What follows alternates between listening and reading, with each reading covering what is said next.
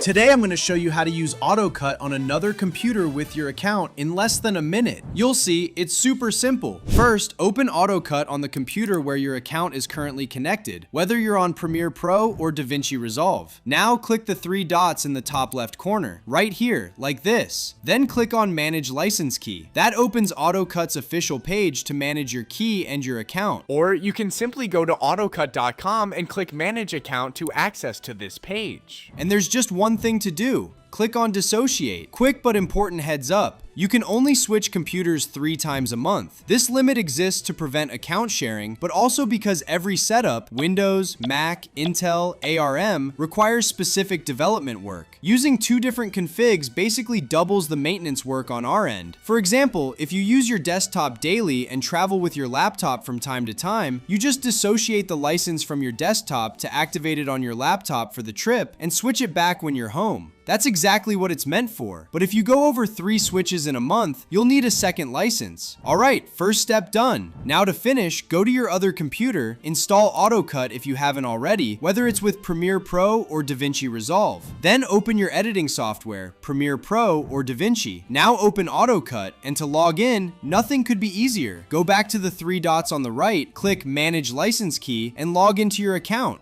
I'll log in with Google, for example. And now, all you have to do is copy your license key right here, just like that. Now go back to AutoCut, paste your license key here, and click Activate. And there you go. Your license is active on this new computer. And if you want, you can check on that same page that it worked, and even see how many device switches you have left each month. To try AutoCut, link in the description, and subscribe for more tutorials.